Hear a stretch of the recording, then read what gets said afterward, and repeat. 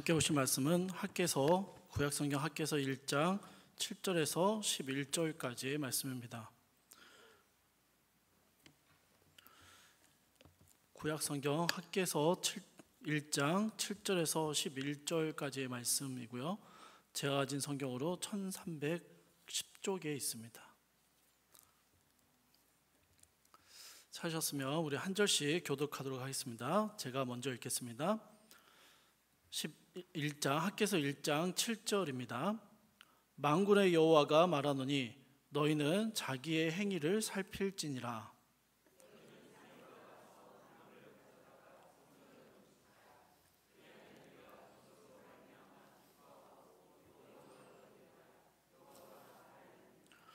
너희가 많은 것을 바랐으나 도리어 적었고 너희가 그것을 집으로 가져갔으나 내가 불어버렸느니라. 나 만군의 여호와가 말하노라. 이것이 무슨 까닭이냐? 내 집은 황폐하였으되 너희는 각각 자기의 집을 짓기 위하여 빨랐음이라.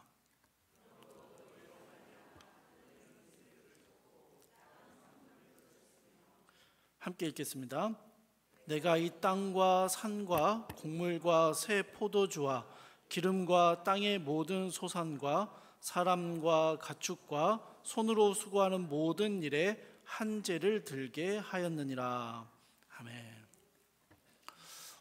지난 수요 예배 시간에 우리는 아직 건축할 시기가 이르지 아니하였다라고 말하며 우선순위가 뒤바뀐 채 살아가는 유다 백성들의 모습을 함께 살펴봤습니다. 오늘 말씀을 살펴보기에 앞서서 몇 가지 역사적인 배경을 좀 정리를 해드리려고 합니다. 이게 학개서를 이해하는 데 도움이 되실 거다라고 생각합니다. 간단한 표로 정리를 좀 해봤는데요. 이 바벨론은 3번에 걸쳐서 예루살렘을 침공을 했고 그때마다 포로를 끌고 갔습니다. BC 605년경 바벨론 왕 느부갓네살이 유다 왕 여호야김의 배신을 응징하기 위해서 예루살렘을 침공합니다. 그리고 이때 왕족과 귀족 출신의 소년들을 볼모로 잡아갔어요. 이게 여러분 첫 번째 포로들이었고요. 이 중에는 다니엘과 세 친구들도 포함되어 있었습니다. 두 번째 포로는 BC 597년이었습니다. 예루살렘을 다시 침공했던 느부갓네살 왕은 성전에 있는 보물과 제사를 드리는 데 쓰는 기구들, 또 왕궁의 보물들을 모조리 약탈해 갔습니다. 당시 남유다의 왕이었던 여호야긴은 그와 가족들 모두를 포로로 바벨론으로 끌고 갔고요. 이 외에도 이 예루살렘에 살고 있는 수많은 백성들의 지도자들, 또 그 고위 관리들, 용사, 장인과 대장장이들을 수없이 많이 잡아갔습니다.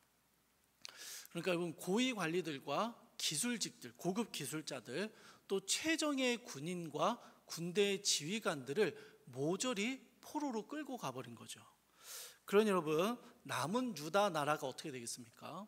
행정, 정치, 생산, 군사 이 나라 전반에 걸쳐서 제대로 운영이 될 수가 없는 것이죠. 아직은 유다 왕국의 형태는 남아 있었지만 나라가 제대로 운영되지 못하도록 고위직들을 다 끌고 간 것입니다. 이게 두 번째 포로였습니다. 그러다가 BC 586년에 시드기야 왕이 바벨론을 또다시 배신합니다. 대항하고 배신하게 되는데요. 이것에 화가 난 느부갓네살이 예루살렘 성을 2년 동안 공격하지 않고요. 그냥 포위만 하고 있습니다. 그러니 여러분 예루살렘 성 안의 사람들이요 말 그대로 말라 죽어가는 것이죠. 결국 예루살렘 성은요 완전하게 함락이 되어버리고 군사들은 성전과 왕궁뿐만 아니라 예루살렘에 존재하는 모든 집들을 다 불태워버립니다. 그러니까 예루살렘 성읍 자체가 완전히 폐허가 되어버리는 것이죠. 또한 두 눈이 뽑힌 시드기야 왕은 질질 끌려서 포로로 끌려가고요. 뿐만 아니라 수많은 유다 백성들, 살아남은 유다 백성들이요 대부분 포로로 끌려갔습니다. 성전은 철저하게 파괴되었고 성전에 있는 장식품들 있잖아요. 벽에 발라진 장식품들조차 다 긁어서 약탈을 해버렸습니다. 이처럼 3번에 걸쳐서 바벨론의 포로로 끌려가는 일들이 있었고 포로 귀환 역시 3번에 걸쳐서 이루어지게 됩니다. 첫 번째 귀환은 BC 538년인데요. 바벨론이 페르시아에 의해서 멸망을 당하고 페르시아의 왕 고레스가 유다 백성들이 고향으로 돌아가도 좋다라는 칙령을 내리게 됩니다. 바벨론 때 빼앗아 왔던 성전의 기물들, 성전에서 쓰던 집기들을 그것들을 되돌려주면서 너희는 가서 성전을 건축하라라고 명령을 내렸습니다. 스룹바벨과 여호수아가 지도자가 되어서 약 5만 명에 가까운 사람들이 1차로 귀환을 했습니다. 그럼 표를 보시면 2차 귀환과 3차 귀환도 있는데요. 이건 학개서의 배경과 직접적인 연관은 없어서 생략하겠습니다. 이 학개서 말씀은요, 1차로 귀환했던 백성들이 성전 재건을 시작했다가 여러 반대와 어려움에 부딪혀 16년간 공사를 중단했던 시기에 주어진 말씀입니다. 여러분 앞에 표를 보시면요, 처음 포로로 끌려갔던 연도가 언제입니까? 잘 보이세요? 예, 그렇죠. 처음 포로가 605년경이죠. 그러면 처음 포로에서 귀환한 연도가 몇 년입니까? 네, 이제 사수입니다. 둘 차이가 몇 년 차이가 나나요? 약 70년입니다. 약 70년입니다. 바벨론 포로들에게요, 포로로 있었던 유다 백성들에게 이 70년이라는 숫자는요, 굉장히 중요한 의미를 가진 숫자였습니다. 유다의 멸망과 바벨론 포로 생활을 예언했던 선지자 예레미야는 이 바벨론 포로에서 회복되는 시기에 대해서 이렇게 예언을 남겼습니다. 예레미야 25장 11절과 12절 말씀인데요, 우리 함께 읽어보도록 하겠습니다. 시작.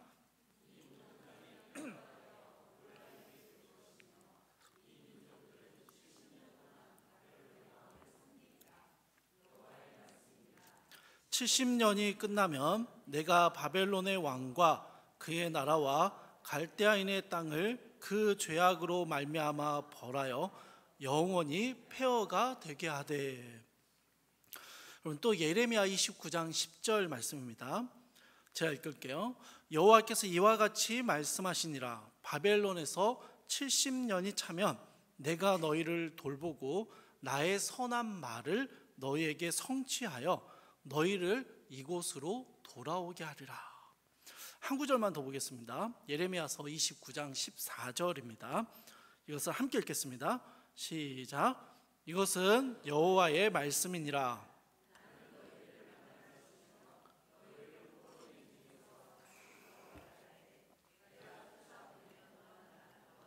모든 곳에서 모아 사로잡혀 떠났던 그곳으로 돌아오게 하리라. 이것은 여호와의 말씀이니라. 아멘. 이러한 말씀들이에요. 유다 백성들이 비록 바벨론에서 포로로 살고 있었지만 70년이 지나면 바벨론을 멸하실 것이고 포로에서 풀려나 예루살렘으로 돌아갈 수 있을 거다라는 소망을 품게 했던 말씀입니다. 바벨론에서 신실함을 지키며 살아가려 애썼던 유다 백성들은 마음 깊은 곳에 이 70년이라는 숫자가 새겨져 있었던 것이죠. 절대 망하지 않을 것 같은 이 강대한 바벨론 제국을 보면서도 70년의 약속을 붙들고 신앙의 삶을 살아갈 수 있었던 것입니다. 그리고 첫 포로가 잡혀갔던 BC 605년에서 68년이 지난 BC 538년에 포로 귀환이 드디어 이루어지게 되었던 것이죠. 약 70년, 드디어 하나님이 약속하신 그 날이 이루어졌다라고 생각할 만한 시간입니다. 그래서 귀환한 백성들은요, 성전을 재건하기 위해서 BC 536년에 귀환한 지 2년이 지나서 성전 재건을 시작합니다. 참 기대에 부풀어서 성전을 재건해요. 그런데 기대가 큰 만큼 실망도 매우 컸습니다. 기대했던 하나님의 회복과 도우심은 보이지 않았고, 대적들의 방해와 현실의 어려움에 부딪혀서 성전 건축은 멈춰져 버렸고요. 아직 여호와의 전을 지을 시기가 아닌가 보다라고 말하며 16년의 시간을 흘려보냈습니다.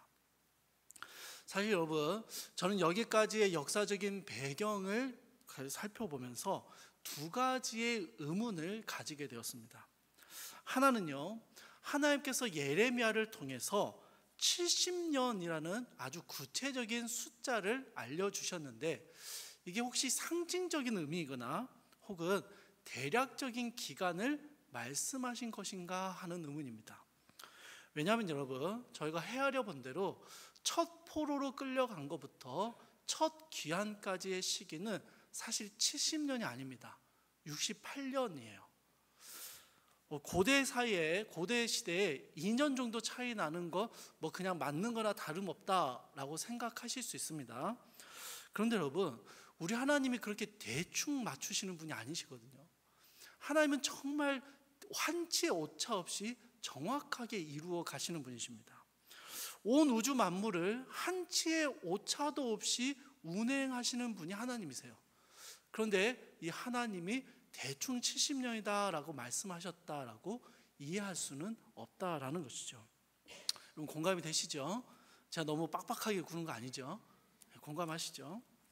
두 번째 의문은요, 하나님께서 바벨론 포로에서 유다 백성들이 돌아오게 하셨는데 왜 성전 건축은 16년간이나 멈추도록 허용하셨냐 하는 것입니다. 학개 선지자가 말씀을 전하는 지금은요, 사실 16년 전보다 나아진 것이 하나도 없습니다. 오히려 더 안 좋아졌어요. 오히려 16년 전에는요, 유다 백성들이 막 의욕에 가득 차 있었거든요.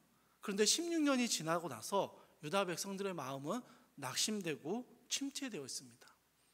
그런 유다 백성들을 막 일으켜 세워서 지금에 와서 성전 건축을 다시 시작하고 완공하시는 거라면 16년 전에도 그렇게 하실 수 있었다라는 말이에요. 이게 저의 두 번째 의문이었습니다.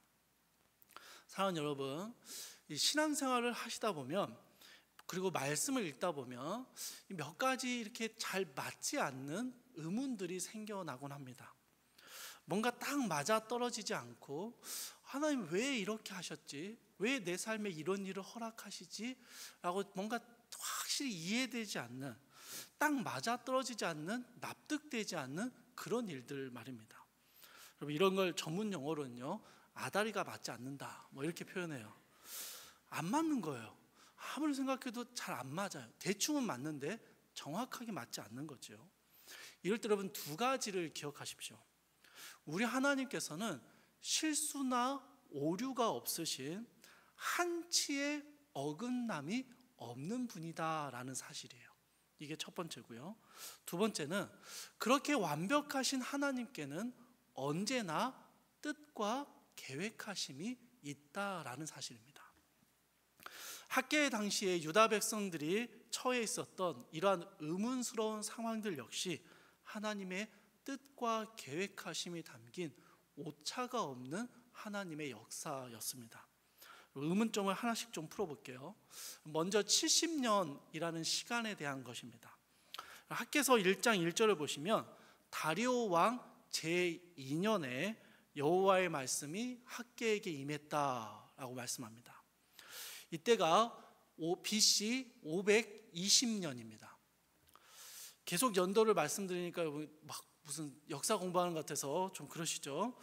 하나만 연도를 더 볼게요. 에스라 6장 15절 말씀입니다. 제가 읽어드릴게요. 다리오 왕 제6년 아달월 3일에 성전 일을 끝내니라. 성전 재건이 완공된 시간인데요. 자, 여러분 연대표를 하나 더 보여드릴게요. 두 번째 연대표의 성전 재건의 역사들을 보시면요, 성전 건축을 다시 시작하고 4년 만인 다리오 왕 제6년에, 그러니까 BC 516년에 성전을 완공했습니다. 자, 여러분 이제 성전이 완공된 BC 516년과 예루살렘이 함락되고 남유다가 멸망했던 세 번째 포로, 유다가 완전히 망해버렸던 연도를 한번 비교해 보십시오. 몇 년 차이가 있습니까? 70년. 딱 떨어지죠? 딱 맞습니다. 여러분 이겁니다. 이제 연대표를 내려주셔도 됩니다. 하나님께서 유다 백성들에게 약속하신 70년의 의미는요, 예루살렘의 멸망으로부터 성전이 다시 건축되어 완공되는 시간을 의미하는 것입니다. 그러니까 유다 백성들에게 있어서 하나님이 약속하신 완전한 해방 그리고 회복은 포로에서 풀려나 예루살렘으로 돌아오는 것만을 의미하지 않는 거예요. 그게 아니었던 겁니다. 성전이 완공되어야 그게 여호와의 해방의 날이고 회복의 날이 될 수 있었던 거예요. 예루살렘이 파괴되었고 성전이 무너져 버림으로 유다 백성들은 하나님으로부터 끊어져 버린, 모든 언약이 취소돼 버린 것 같은 그런 상황에 처하게 되었습니다. 바벨론의 통치와 억압 아래서 살아가게 되는 것이죠. 그랬던 유다 백성들이 다시 하나님의 백성으로 회복되는 것, 바벨론의 모든 통치와 억압을 벗어나 하나님 백성의 정체성을 회복하게 되는 것, 하나님의 통치와 그의 인도하심 아래로 살아가게 되는 것이 언제인고 하니, 예루살렘으로 돌아와서가 아니고요, 성전을 완공했을 때라는 것입니다. 이게 하나님께서 말씀하신 70년의 의미였던 것이죠. 여러분 이걸 이렇게 이해하면요, 두 번째 의문도 자연스럽게 이해가 됩니다. 성전 공사가 중단되었던 16년은 하나님이 약속하신 70년을 맞추는 시간이셨어요. 하지만 단순히 숫자를 맞추기 위해서 16년 동안 멈추게 하셨다, 그런 건 아닙니다. 여러분 몇 년 동안 멈췄느냐가 중요하지 않고요, 이렇게 멈추는 시간을 계획하시고 허락하신 하나님의 뜻하심이 있었다라는 것이에요. 학계와 동시대에서 활동했던 스가랴 선지자가 전하는 말씀을 한번 들어보십시오. 스가랴 1장 3절에서 4절 말씀입니다. 스가랴 1장 3절 4절 말씀 좀 긴데요, 우리 한 목소리로 같이 읽어볼게요. 시작. 그러므로 너는 그들에게 말하기를 만군의 여호와께서 이처럼 이르시되 너희는 내게로 돌아오라. 만군의 여호와의 말이니라. 그리하면 내가 너희에게로 돌아가리라. 만군의 여호와의 말이니라. 너희 조상들을 본받지 말라. 옛적 선지자들이 그들에게 외쳐 이르되 만군의 여호와께서 이같이 말씀하시기를 너희가 악한 길 악한 행위를 떠나서 돌아오라 하셨다 하나 그들이 듣지 아니하고 내게 귀를 기울이지 아니하였느니라. 여호와의 말이니라. 아멘. 사랑하는 여러분, 하나님께서 예레미야를 통해서 유다 백성들이 바벨론으로 돌아오게 될 거다라고 말씀하셨어요. 그리고 실제로 예루살렘으로 돌아왔지요. 그런데 예루살렘으로 돌아왔지만 성전을 건축하지 못하고 16년의 시간을 흘려보냈습니다. 그리고 이들을 향해서 하나님이 주시는 말씀이 무엇입니까? 돌아오라입니다. 무슨 말입니까? 이미 돌아왔는데요, 너희는 아직 돌아온 게 아니다라는 말씀이에요. 귀한 백성들이 몸은 돌아왔는데요, 그들의 생각과 삶의 방식은 여전히 바벨론의 삶의 방식을 가지고 있었던 겁니다. 아직은 바벨론에 머물러 있고 하나님께 온전히 돌아오지 않고 있는 거예요.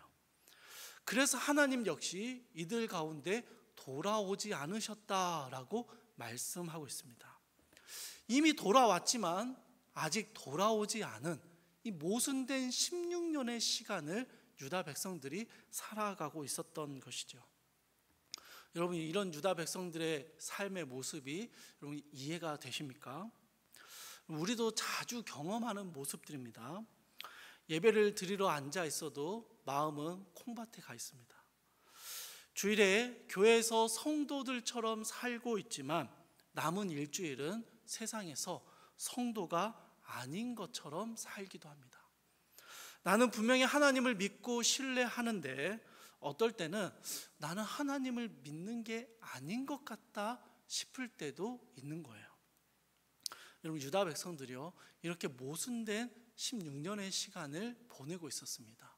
돌아왔는데 사실은 돌아오지 않은 이상한 시간들을 보낸 것이죠. 그리고 본문 7절에서 하나님께서는 이들을 향해서 말씀하십니다. 만군의 여호와가 말하노니 너희는 자기의 행위를 살필지니라. 너희가 정말로 나에게 돌아온 게 맞느냐? 너희가 지난 날들이, 너희가 살아온 이 16년의 귀한한 날들이 정말 하나님의 백성의 정체성을 가지고 살아온 날이 맞느냐라고 질문하고 계시는 거죠. 그리고 살펴보라라는 것입니다. 살펴봤더니 어때요? 아니었던 거예요. 성전을 건축하는 것보다 자기의 집을 짓는데 더 바빴습니다. 그리고 9절부터 11절에 나타나는 이 귀한 백성들의 삶의 모습을 보면요, 그들의 삶은 공공함 그 자체였습니다. 하나님의 백성이 마땅히 누려야 하는 만족과 평안함이 없는 궁핍하고 공공한 삶을 살았다라는 거예요.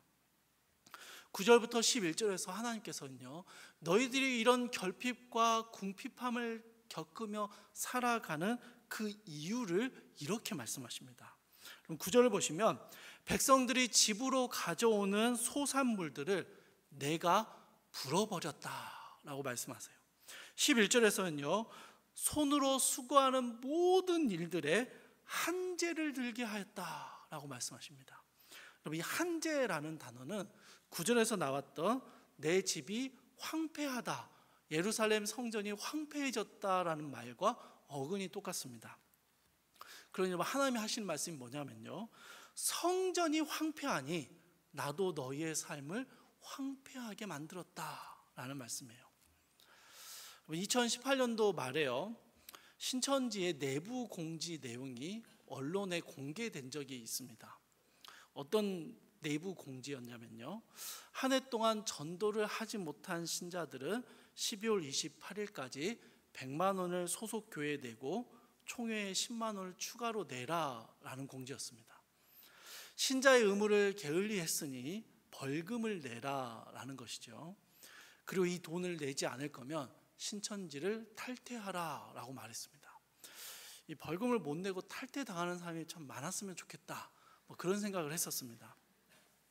여러분, 신천지의 이 참 말도 안 되는 공지사항처럼 유다 백성들이 성전을 짓지 않았기 때문에, 성전을 지어야 하는 의무를 게을리했기 때문에 하나님께서 그들에게 황폐하게 하는 저주를 내리셨다. 여러분, 이렇게 본문을 이해하시면 안 됩니다. 다만 여러분, 하나님이 아닌 세상의 방법을 따라가는 삶이 하나님의 축복에서 끊어지는 황폐함밖에 없다라는 것을 가르쳐 주기 위해서 하나님은 기꺼이 백성들을 향한 모든 축복을 멈추셨음을 말씀하는 것입니다. 유다 백성들은요, 이미 바벨론에서 이런 황폐함을 경험하면서 살았습니다. 이제 하나님이 없는 삶, 바벨론의 힘과 그 압력에, 힘의 논리에 의해서 살아오는 삶, 수많은 죄악과 부당함을 경험하며 그런 살아가는 황폐한 삶을 이미 경험했어요. 그리고 하나님이 회복하실 약속을 기대하며 예루살렘으로 돌아왔습니다. 그런데 예루살렘에서도 여전히 황폐한 삶을 살아가고 있습니다. 여러분, 이게 무슨 의미입니까? 여전히 그들은요, 바벨론적인 삶을 살고 있었기 때문이라는 거예요. 그들은 진정으로 하나님께 돌아오지 않았기 때문입니다. 그래서 하나님은요, 그들의 삶을 황폐함 가운데 내버려 두신 거예요.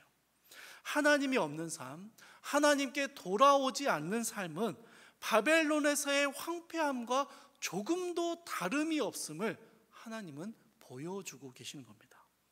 비록 예루살렘에 돌아와서 살고 있지만 너희는 여전히 바벨론의 포로로 사로잡혔던 그때처럼 살고 있다라는 사실을 하나님께서 말씀하고 계시는 것이죠. 사랑하는 여러분, 우리도 마찬가지입니다. 예수 그리스도를 믿고 성도가 된다는 것은요, 여러분 정말 놀라운 일입니다. 우리를 얽매였던 수많은 죄의 사슬들, 속박들로부터 벗어나는 일이고요, 하나님이 주시는 이 평안의 놀라운 축복들을 누리며 살아가는 것이 성도의 삶입니다. 하나님이 주시는 그 공급으로 만족하고 삶의 모든 순간들에 하나님의 뜻과 그 의미들을 깨달으면서 살아가는 게 성도들의 삶이에요. 십자가 앞에서 내가 얼마나 부패하고 얼마나 패악한 존재인지를 깨닫게 되는데요, 역설적이게도 그 십자가 앞에서 내가 하나님 보시기에 얼마나 귀한 존재인지, 얼마나 축복된 존재인지를 깨닫는 것도 성도입니다. 그런데 여러분, 정말로 성도가 누리는 이 하나님으로부터 흘러나오는 평안과 축복의 삶을 살고 계십니까? 여전히 죄에 짓눌리고 여전히 평안을 누리지 못하며 여전히 세상의 수많은 유혹에 넘어지며 살고 있지는 않으십니까? 바벨론의 황폐함에서 벗어나 예루살렘으로 돌아왔지만 여전히 바벨론의 황폐함을 경험하며 살아가는 유다 백성들처럼 말입니다. 이들을 향한 하나님의 말씀을 들어보십시오. 너희가 돌아오지 않았기 때문에 이런 황폐함을 경험한다라는 겁니다. 바벨론의 생각과 가치들, 하나님의 성전을 따르지 않는 삶을 살기 때문에, 그 성전을 세우지 않기 때문에 그들은 여전히 하나님이 주시는 축복과 평안을 누리지 못하고 있었던 것이죠. 그러면 여러분, 이제 유다 백성들이 이런 황폐함을 벗어나 하나님의 축복과 평안으로 돌아가기 위해서는 무엇을 해야 할까요? 어떻게 해야 진정으로 하나님께 돌아갈 수 있는 것일까요? 여러분, 8절 말씀입니다. 너희는 산에 올라가서 나무를 가져다가 성전을 건축하라. 그리하면 내가 그것으로 말미암아 기뻐하고 또 영광을 얻으리라.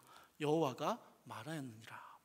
여러분, 간단히 말하면요, 성전을 건축하라입니다. 그런데 여러분, 이 말씀에는요, 유다 백성들이 그동안 생각했던 것과 전혀 다른 하나님의 반전이 하나 들어가 있습니다. 여러분, 참고해서 살펴볼 본문이 하나 있는데요, 열왕기상 5장입니다. 첫 성전인 솔로몬 성전을 건축하는 기록이 담겨있는 열왕기상 5장인데요, 5장 10절을 보시면 레바논 백향목 제목과 잣나무 제목을 건축 재료로 준비했다라고 말합니다. 17절을 보시면요, 크고 귀한 돌을 떠다가 다듬어서 전에 기초석으로 삼았다라고도 말하고요, 18절을 보시면 솔로몬의 건축자와 히람의 건축자와 그발 사람이 그 돌을 다듬고 성전을 건축하기 위하여 제목과 돌들을 갖추니라. 현대식으로 이 본문을 표현하면요, 이탈리아산 목재와 대리석을 준비하고 세계적으로 유명한 디자이너와 건축가들을 불러 모아서 성전을 지었다라는 말입니다. 여러분, 솔로몬 성전이 최고급 재료와 최고의 기술자들로 지어졌다라는 말은요, 그 성전이 얼마나 화려하고 웅장했을지를 짐작하게 합니다. 이제 여러분, 에스라 3장 12절 말씀입니다. 제사장들과 레위 사람들과 나이 많은 족장들은 첫 성전을 보았으므로 이제 이 성전의 기초가 놓임을 보고 대성통곡하였으나 여러 사람은 기쁨으로 크게 함성을 지르니. 여러분, 이 구절은요, 귀환에서 2년 뒤에 성전 재건을 시작하던 모습입니다. 예루살렘의 멸망을 경험했고 예전에 성전을 보았던 노년의 귀한 백성들이 있었는데요. 이들은 성전 재건을 위한 기초를 놓을 때 대성통곡을 했습니다.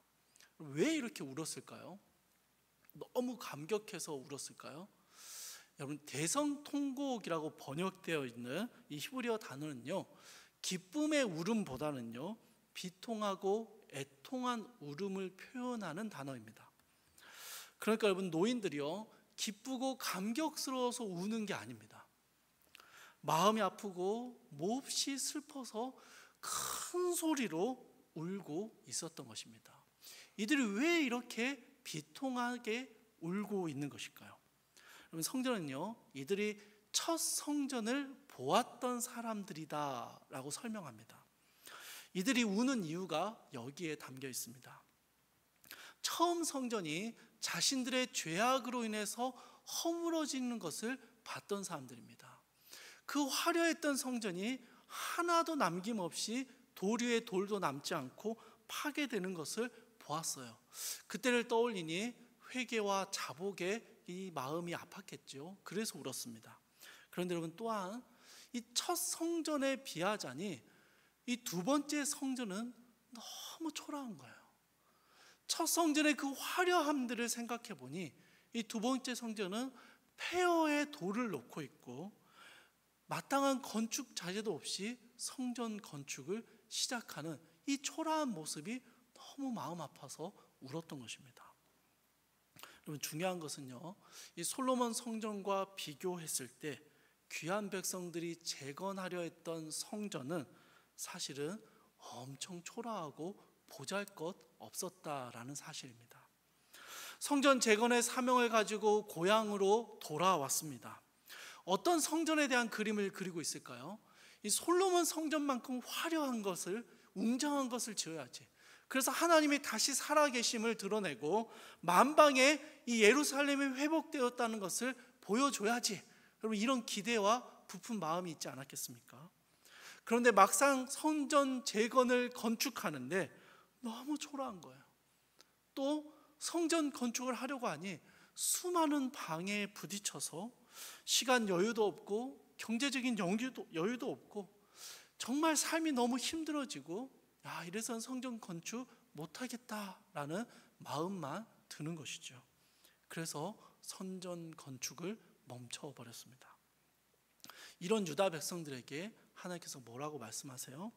산에 올라가서 나무를 가져다가 성전을 건축하라 입니다. 여러분, 이 말씀을 잘 보십시오.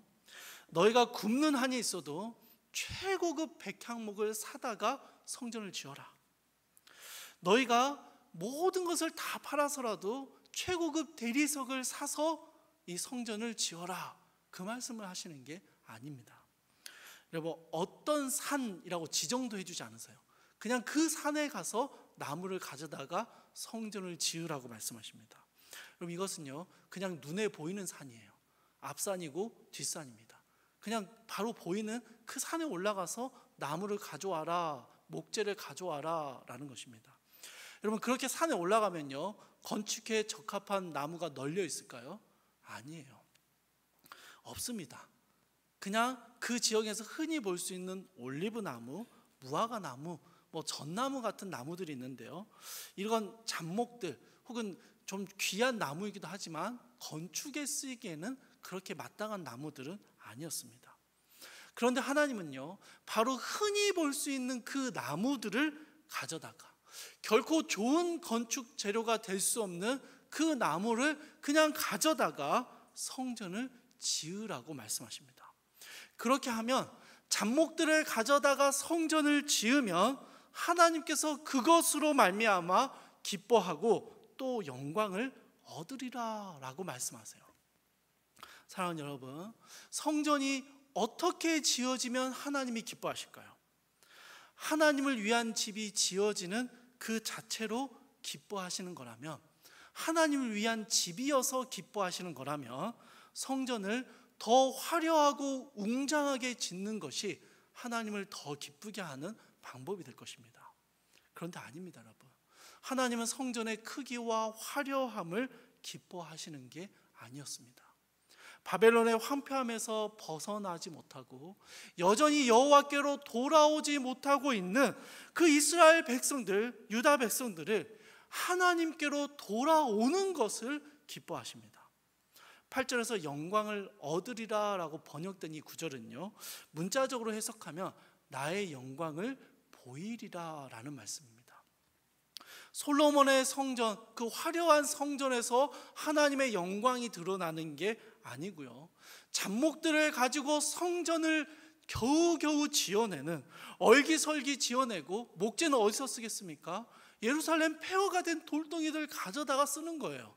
그렇게 막 말도 안 되는 재료들을 가지고 짓는 그 성전, 그 성전을 하나님이 기뻐하시고, 예루살렘으로 돌아온 귀하 백성들이 이제 하나님께로 돌아오는 것을 기뻐하시고, 그들 가운데 그 초라한 성전 위에 하나님의 영광을 보이시겠다라고 말씀하는 거예요. 하나님의 백성들 가운데 돌아오실 것이고 그들 가운데 임재하시겠다라고 말씀하시는 것이죠. 그럼 제가 대학 시절에 출석했던 이 교회 대학부에서 참 청년들이 열심이었어요. 매일같이 교회를 찾아와서 기도하는 청년들이 있었고요, 순번을 짜서 교회가 비지 않게 기도하는 청년들이 있었습니다. 주중에는 함께 모여서 말씀을 공부하고 나누었습니다.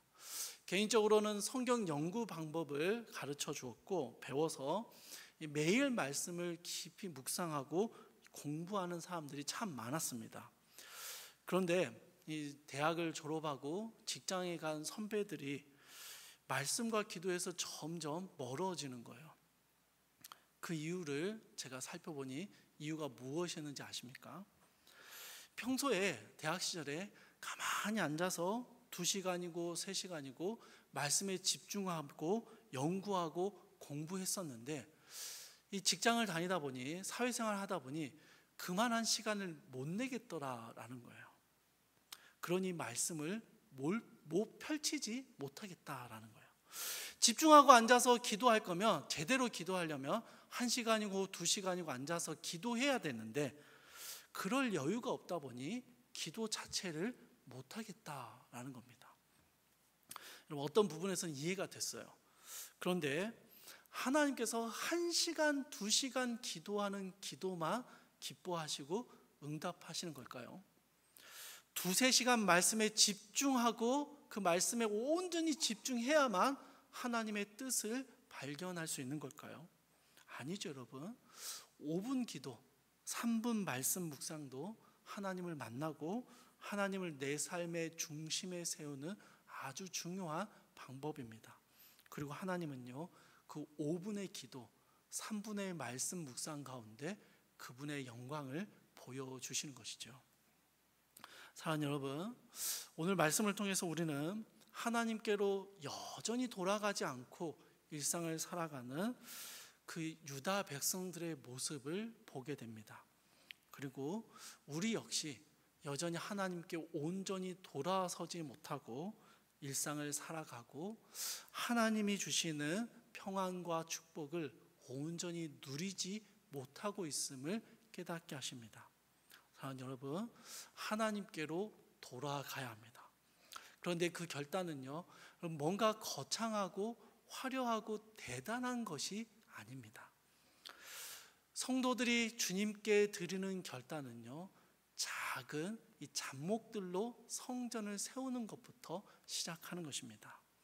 하나님 앞에요, 1분의 기도 시간, 하나님 말씀 앞에 단 몇 구절의 말씀을 읽고 그 말씀을 붙들고 살아가는 것, 너무 급해서 출근길에 차 안에서 읽어 나가는 말씀 몇 구절, 아니 말씀을 읽을 틈도 없어서 그냥 말씀을 틀어놓고 그냥 귀로 듣는 그 몇 분의 시간들, 여러분, 그거예요, 우리가 성전을 짓는 잡목들이 되는 것이죠.